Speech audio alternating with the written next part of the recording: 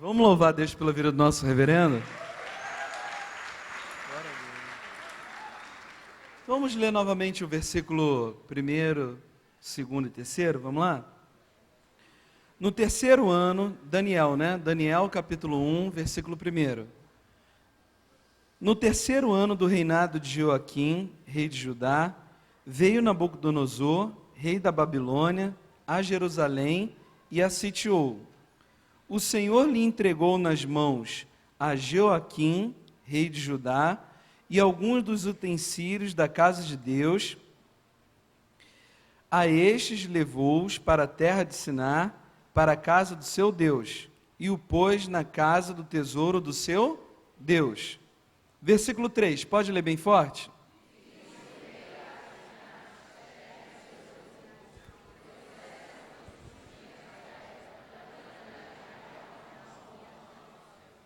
Amém. Aparece aí um personagem chamado Aspenaz, E ele recebe o título de chefe dos eunucos.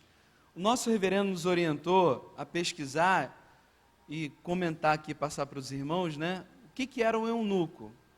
A descrição da palavra eunuco significa homem castrado. O pastor Miranda citou um estudioso chamado Heródoto, que viveu 100 anos depois do exílio, e segundo este homem, ele menciona que os eunucos eram muito procurados nos países do Oriente. Por quê? Porque esses homens eram considerados como pessoas dignas de confiança, e algumas vezes a própria palavra eunuco indicava um oficial, sem nenhuma vinculação com a castração. Eles exerciam cargos elevados, e esses homens eram empregados nos haréns reais, e também eles guardavam os aposentos dos reis. O pastor Miranda citou aqui sobre o império da Síria, foi ou não foi? Babilônico, sim ou não? E o Medo-Persa. Nós vamos assim, em alguns trechos da Bíblia, porque essa palavra eunuco, você lendo nas Escrituras, você vai se deparar com ela algumas vezes. Então nós vamos começar lá no livro de Esther, nós já lemos aí Daniel, e esse Aspenaz, ele estava dentro do contexto do que o pastor Miranda falou sobre o Império Babilônico. Então ele era chefe dos eunucos dentro do Império Babilônico. Só que os outros impérios também possuíam eunucos. Lá no livro de Esther, capítulo 1, vou convidar vocês a abrir a Bíblia, e depois nós vamos voltar para Daniel. Aqui no livro de Esther, é impressionante como, quando você lê o livro de Esther, você vai encontrar essa palavra eunuco diversas vezes, diversas. E você vai entender eles ocupando certas funções de confiança dentro dos reinos. Por exemplo, aqui no livro de Esther, já estamos falando dentro do Império Medo-Persa, onde tinha um rei chamado Assuero, e ali aparece também eunucos. Vamos ler o versículo 1? Diz assim, nos dias de Assuero, o Assuero que reinou desde a Índia à Etiópia, sobre 127 províncias, naqueles dias, assentando-se o rei Assuero no trono do seu reino, que está na cidade de Suzã, no terceiro ano do seu reinado, deu um banquete a todos os seus príncipes e seus servos, no qual representou o escol da Pérsia e Média, e os nobres e príncipes das províncias estavam perante ele. Pula agora para o versículo 10, e pode ler bem forte o versículo 10, vamos lá? Ao sétimo dia,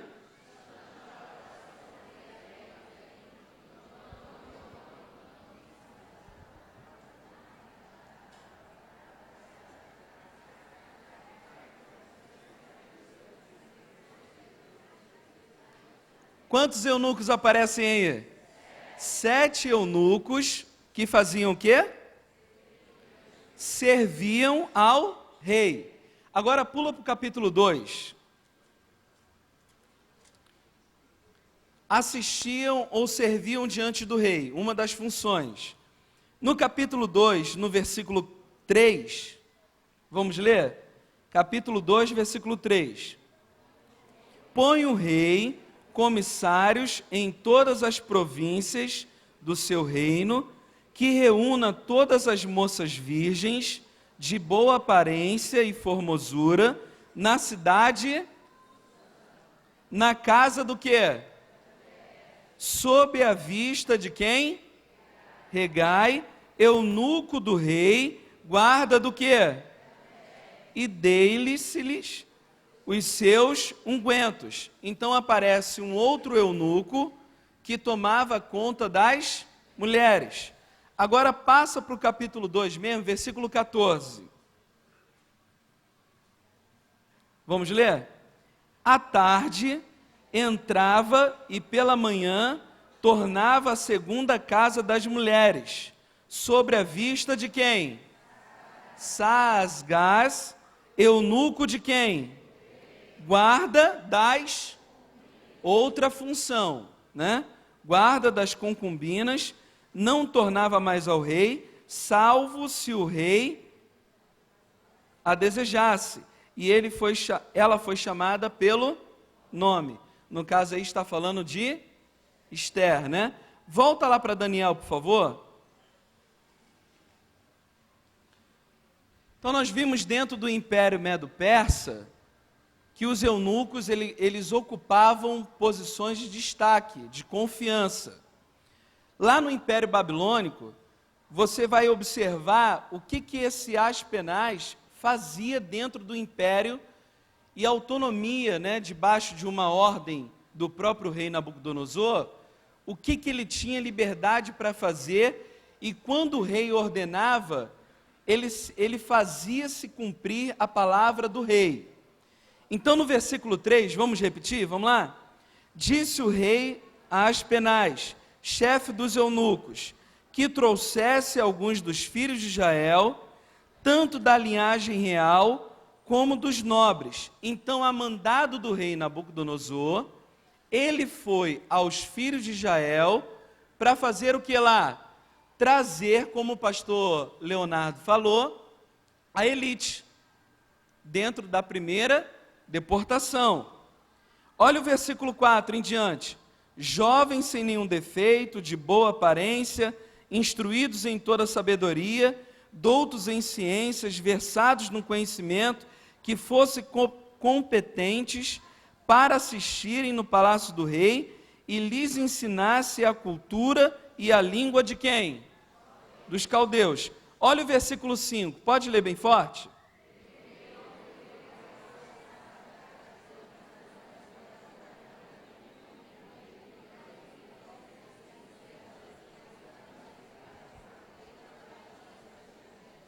Quem determinou a porção diária, a ração diária? O rei. Quem fazia isso acontecer? O chefe dos eunucos, chamado Aspenaz. Versículo 6, pode ler? Entre eles se achavam os filhos de Judá, Daniel, Ananias, Misael e Azarias. Versículo 7, o chefe dos eunucos lhe pôs. Então, quem é que trocou o nome de Daniel, Ananias, Misael e Azarias? O chefe dos eunucos. Agora tem um eunuco que é muito conhecido, né? É muito familiar nos nossos dias por lermos, né? E citarmos muito um personagem chamado Filipe. Filipe não era eunuco, mas Filipe pregou para um eunuco. E isso está escrito lá em Atos 8. Vamos conferir? Atos capítulo 8,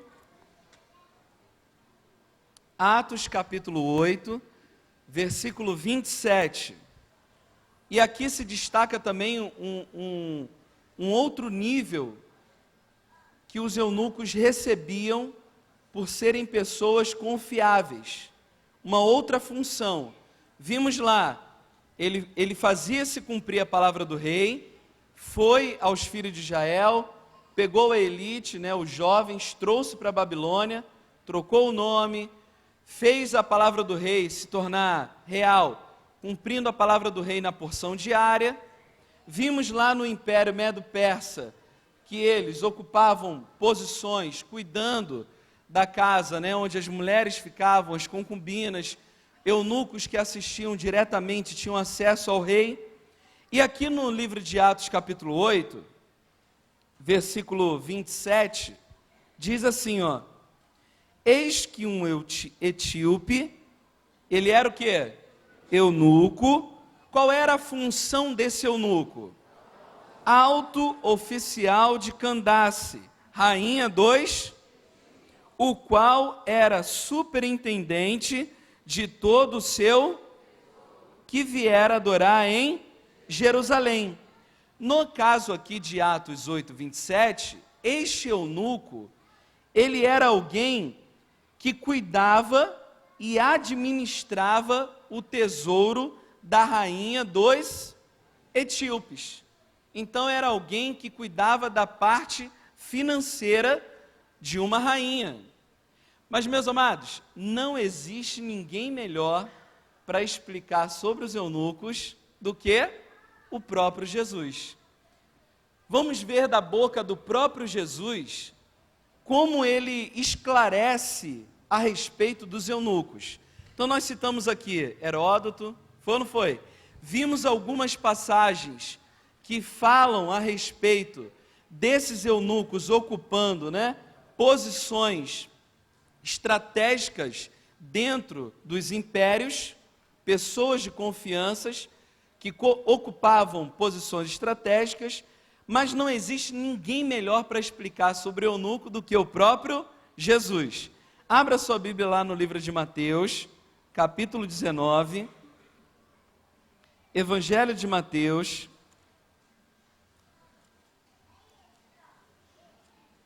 Evangelho de Mateus, capítulo 19.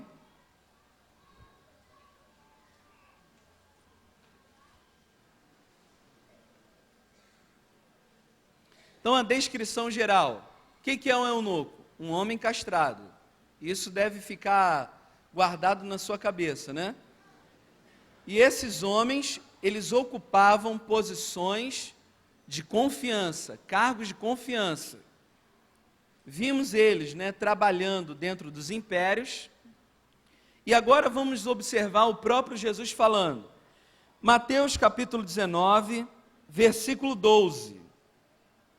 Todos acharam? Então podem ler, por favor?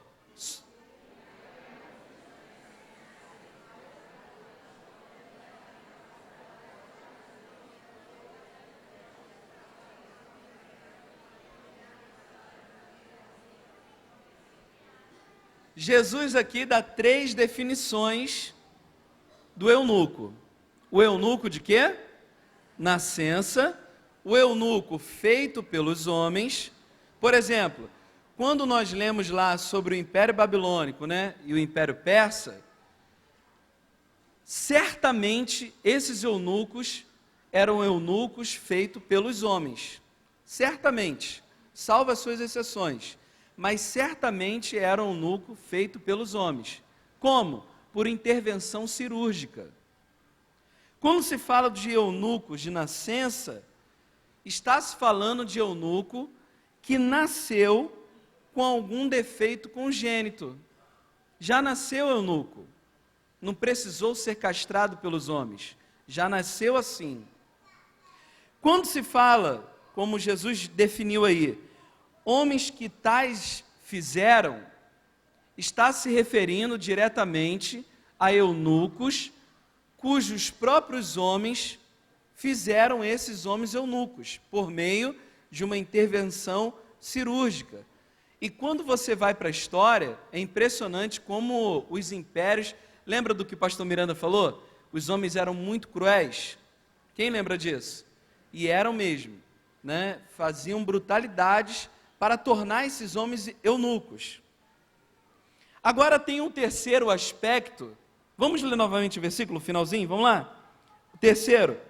E há outros que a si mesmo fizeram-se eunucos. Por quê?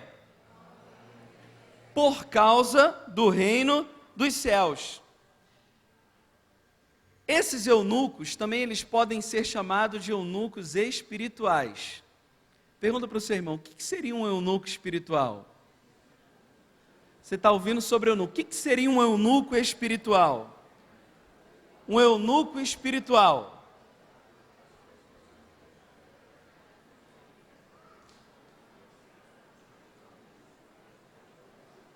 Um eunuco espiritual.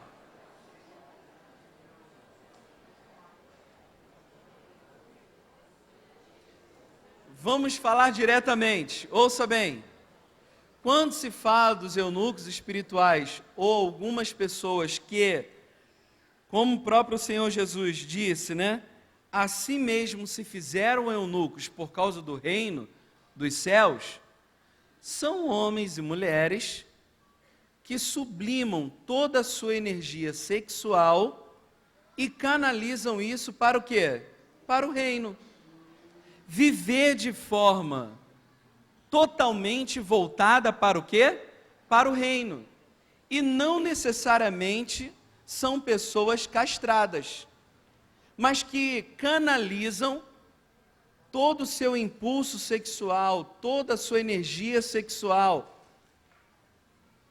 e se voltam totalmente para uma vida de pregação, de evangelização, de intercessão. Qual o personagem bíblico que podemos dizer que foi um eunuco espiritual? Olha, vamos louvar a Deus, que isso? Paulo pode ser considerado um dos. Mas existe um que veio com uma voz que clama do deserto, no deserto. Qual é o nome dele? João Batista. Outro que não contraiu matrimônio e viveu uma vida exclusiva para o quê? O reino de Deus. Então a definição de eunuco seria basicamente essa, né? E o próprio Senhor Jesus esclarece muito bem. Esclarece ou não esclarece? Eunucos de nascença, eunucos feitos pelos homens e eunucos que fizeram-se, né? A si mesmo eunucos, porque decidiram viver uma vida somente para quem? Para Deus, como João Batista e como Paulo. Amém? Amém.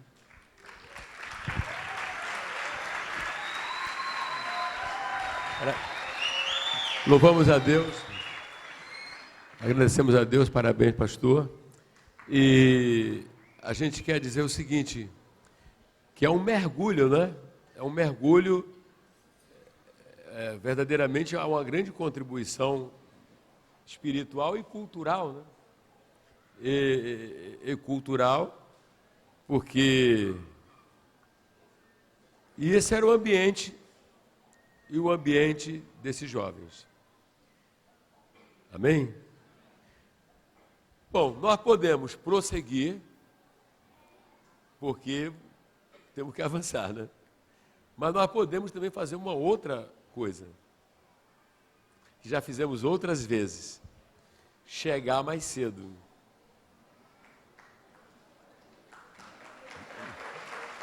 Chegar amanhã mais cedo. Amém, amém? Glória a Deus. Chegar mais cedo. Porque amanhã encerra mesmo, né? Amanhã encerra mesmo. Até 1 da madrugada, ou chegar mais cedo? Ou até meia-noite, ou chegar mais cedo? Chegar mais cedo. Então, estando bom para ambas as partes, nós vamos ficar de pé.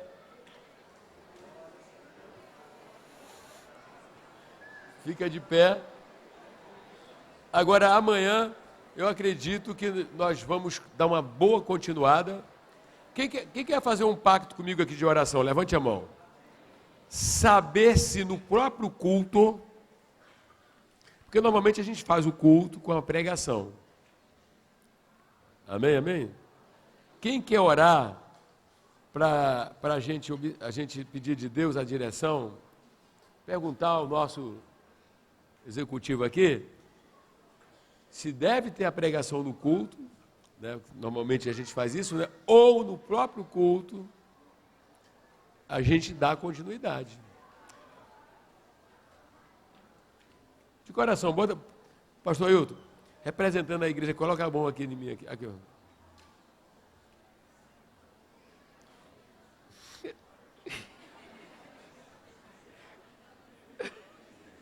Agora foi. Agora dê a mão a quem está ao seu lado, vamos orar. E perguntar ao doce Espírito, vamos lá, a gente é assim, vai lá, nós somos assim. Perguntar ao Espírito Santo, Senhor, o culto é às 9h30, né? Qual a orientação? No próprio culto, sim ou não? O Senhor responde quem manda o nosso coração. O que o Senhor falar, a gente faz. Amém? Quem dá a mão, concorda comigo? Vai lá. Senhor, meu Deus e meu Pai, que essa noite o Senhor venha trazer a orientação para amanhã, para a honra e glória do Senhor e honra e glória do Salvador.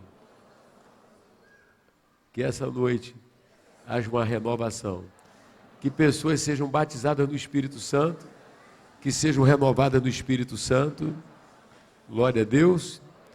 Uma pergunta, quem não é batizado com o Espírito Santo? Levante a mão. Ainda não, né? Vocês sabem o que é o batismo com o Espírito Santo? Querem ser batizados com o Espírito Santo? Querem ser mesmo? Senhor, meu Deus e meu Pai, que essa noite o Senhor prepara o coração para o que ao chegarem aqui, na reunião, o Senhor vai batizando com o Espírito Santo, vai renovando com o Espírito Santo. Glória a Deus. Quem já está renovado? Levante a mão, mais renovado. Quem se quer ser mais renovado? Então amanhã, mais renovação de Deus, em nome do Senhor Jesus. Ligou, pastor? Ligou. Glória a Deus.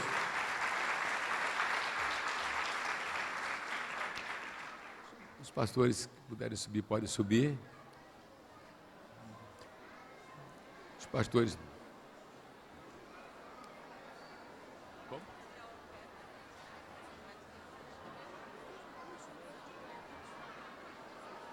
Glória a Deus. Olha só, meus irmãos. Só um minutinho só, pessoal. O desfecho aqui. Calma. Minha pergunta é: amanhã, vocês, é possível, em nome do Senhor Jesus, a gente antecipar e começar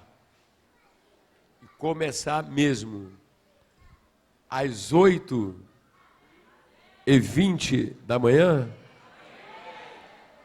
Tá ligado? 8h20 começando, às 8h20 da manhã. Glória a Deus. Quer falar, pastor? Boa noite.